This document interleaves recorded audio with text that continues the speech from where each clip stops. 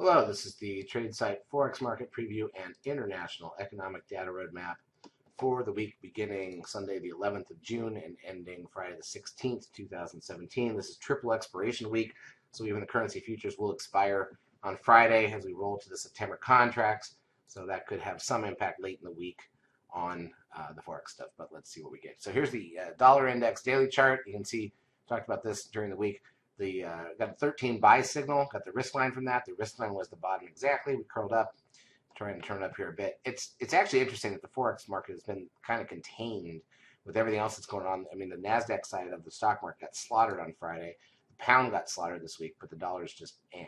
Here's the euro dollar, just the inverse of the dollar index as usual. Here's the pound. This is where the action was after the election results. Tanked quite a bit. What's interesting, though, is the pound's in the 1,000-point range, 1,000-pip range since October, which isn't really that wide if you think about it. The Aussie dollar gained a little bit this week. The pound yen slipped a little bit this week. The euro yen dead flat. Pound Swiss sold off sharply. New Zealand dollar rose. But, you know, the ranges weren't that exciting, so there's not that much to look at. Let's look at the 30-minute candle so we can see the week. High to low on the euro dollar was only 110 pips, which isn't much, and really only 70 pips until Friday. So that's really poor action on the euro. Now the pound, on the other hand, was flat in a 100-point range and then tanked on the election news, and then that was it. So most of it was just this one news spike. All right, let's take a look at the economic data that's coming out this week. Let me get that in the right place. We'll go through everything.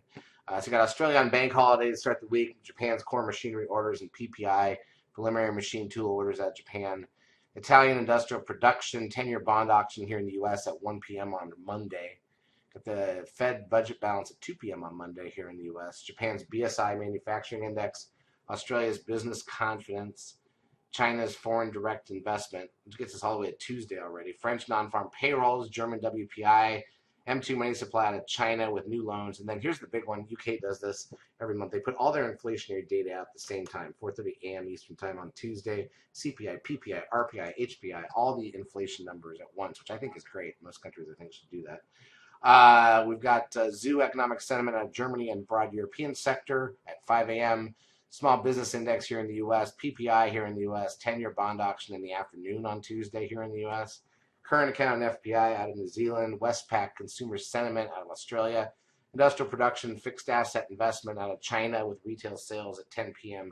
Eastern time Tuesday night going into Wednesday.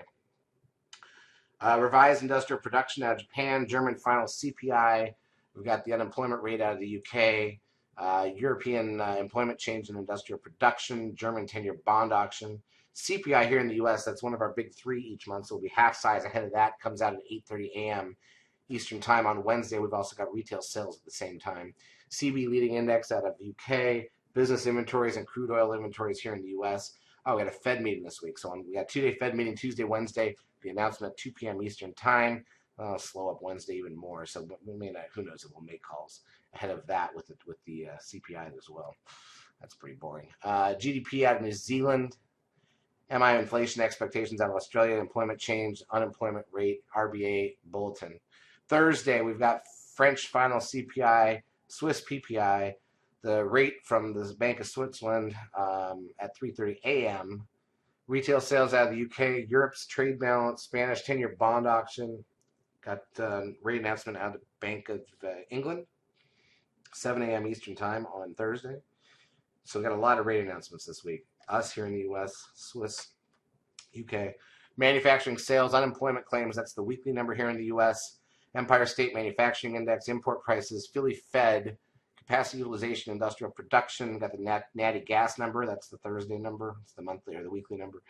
Got a rate announcement out of Japan. Bank of Japan got their rate announcement at some point overnight going into Friday.